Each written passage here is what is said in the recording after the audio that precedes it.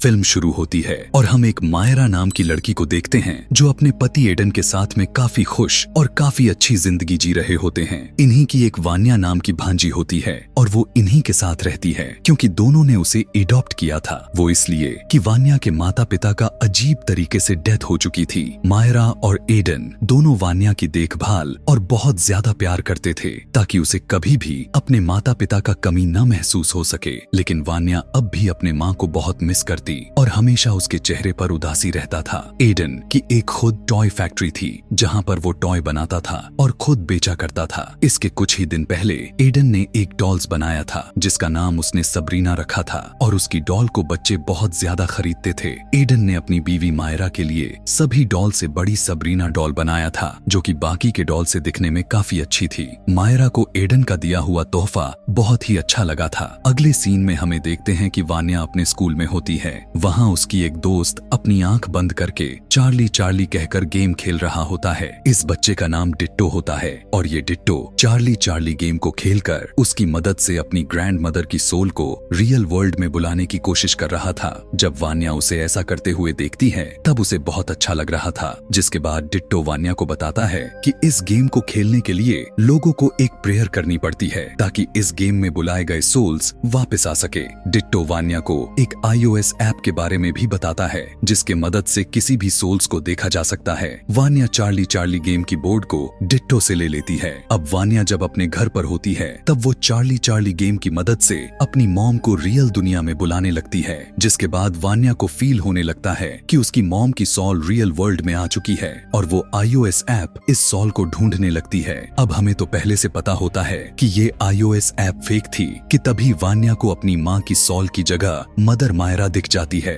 जिसे वो दोनों डर जाते हैं। जिसके बाद मायरा वान्या को उसके कमरे में सुला देती है और वान्या को सोने से पहले उसे सबरीना डॉल भी देती है। आधी रात में जब वान्या सो रही होती है तब हम सबरीना डॉल को अपने आंखों को मूव करता हुआ देखते हैं जो दिखने में काफी वियर्ड होता है। मतलब कि चार्ली चार्ली गेम से सच में कोई सॉल आई थी और सबरीना डॉल के अंदर घुस गई थी। अगले सुबह मायरा सबरीना डॉल को अपने आप अपनी जगह बदले हुए देखती है जिसे देखकर वो काफी हैरान और डर जाती है। अगले रात को जब वान्या दोबारा उस iOS ऐप को यूज करती है तो उसे कोई सॉल नजर आती है जो कि एक डमी थी कि तभी कोई अचानक से वान्या को अलमारी के अंदर जोर से खींचती है। सुबह में जब वान्या इस बातों को मायरा से बताती है तब वो काफी सोचते हुए कहती है कि तुम्हारी माँ यानी एंटनी अब इस दुनिया में नहीं है क्योंकि अब वो अपने भगवान के पास जा चुकी है। लेकिन एंटनी वहाँ पर मौजूद होती है। अगले रात मायरा को अपने घर में एंटनी दिखाई देती है। यह देखकर मायरा सोचने लगती है एंटनी सच में उसके सामने मौजूद है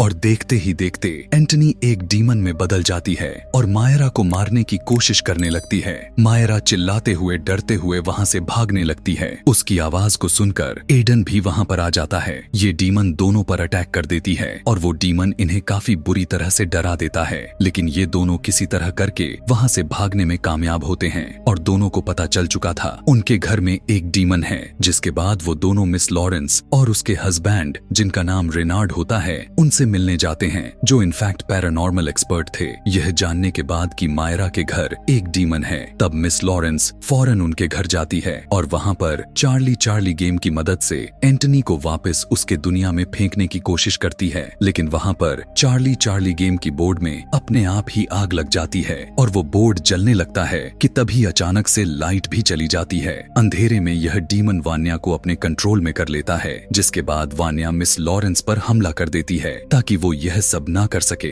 लॉरेंस किसी तरह इससे बचते हुए वान्या के बॉडी से उस डीमन को बाहर निकाल लेती है। लेकिन यह डीमन काफी गुस्से में आ जाता है और इन्हें मारने की कोशिश करता है। इन सभी में डीमन से बहुत फाइट होती है और मिस लॉरेंस उस डीमन को उसी घर में बंद कर देती है। लेकिन लॉरेंस से एक गलती हो जाती है और वो सबरीना डॉल को अपने घर से बाहर लेकर आ जाती है और वो डीमन उस डॉल के जरिए घर से बाहर आ जाता है। लॉरेंस को पहचान गई थी। वो इन सब से कहती है कि कि इस डीमन का नाम बाक्या है, जो काफी गुस्से में है, और ये कोई बाकी स्पिरिट नहीं बल्कि ये डीमन की चाइल्ड है और बहुत ही ज्यादा पावरफुल है। यहाँ पर हमें वान्या के पेरेंट्स के डेथ के बारे में भी पता चलता है। तब लॉरेंस इन्हें बताती है कि वान्या की माँ एंटनी को बाक्या ने ही कंट्रोल कर लिया था और इसी ने वान्या के फादर को भी मारा था। उस समय भी लॉरेंस और रेनार्ड वहाँ पर मौजूद थे और उसी ने बाक्या को उसके दुनिया में भेजा था। लेकिन बाक्या को उसके दुनिया में भेजते समय एंटनी की भी डेथ हो चुकी थी। वान्या ने चार्ली गेम की मदद से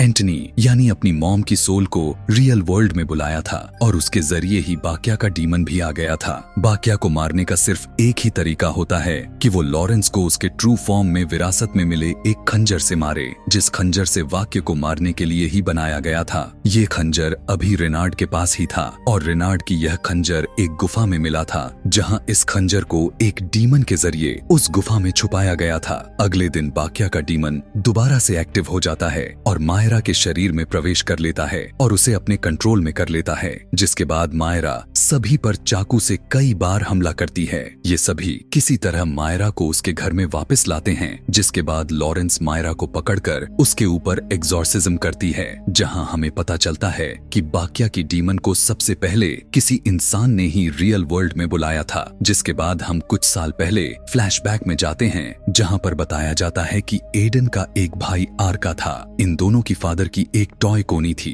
और उसके फादर को हमेशा आर्का का ही डिजाइन पसंद आती थी, जिसकी वजह से एडन अपनी भाई से जलने लगा और जिसके बाद उसके फादर की डेथ हुई। तब उन्होंने 60% अपनी प्रॉपर्टी आर्का के नाम कर दिया था और एडन के हिस्से में सिर्फ 40% ही मिला, जिस बात को लेकर एडन बहुत ही ज्यादा दुखी हुआ। जिसके बाद वो मैजिशियन के पास गया था क्योंकि उसने अपने भाई आर्का को जान से मरवाना चाहता था। वो इसलिए क्योंकि वो इसके पूरी प्रॉपर्टी को अपने नाम करवाना चाह रहा था और वही मैजिशियन ने बाक्या नाम के डीमन को इस दुनिया में बुलाया था और उस डीमन को एक ह्यूमन बॉडी चाहिए थे। जिसके बाद बाक्या ने पहले आर्का को पोजेस्ट करने की कोशिश की थी, लेकिन आर्का उसके काबू से बाहर था और तब बाक्या का डीमन ने आर्का को छोड़कर आर्का की बीवी एंटनी को पोजेस्ट कर लिया और उसे कंट्रोल करने लगा। और यहाँ पर हमें पता चलता है कि एंटनी और आर्का ही वान्या के पेरेंट्स थे और जब लॉरेंस ने बाक्या से मुकाबला किया तो उस दिन एंटनी और आर्का दोनों की डेथ हो गई थी। मतलब कि वान्या के पेरेंट्स का मौत का जिम्मेदार एडन ही था और यहाँ पर बाक्या चाहता था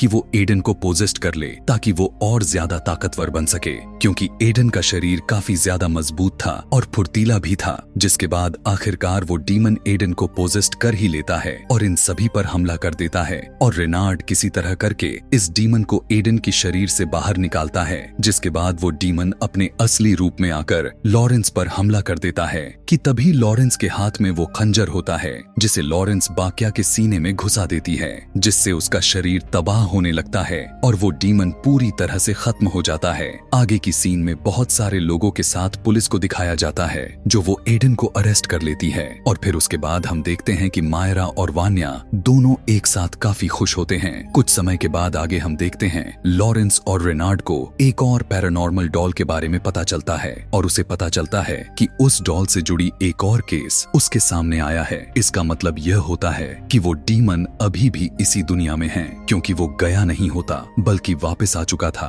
और इसी के साथ यह कहानी यहीं पर समाप्त हो जाती है। Thanks for watching.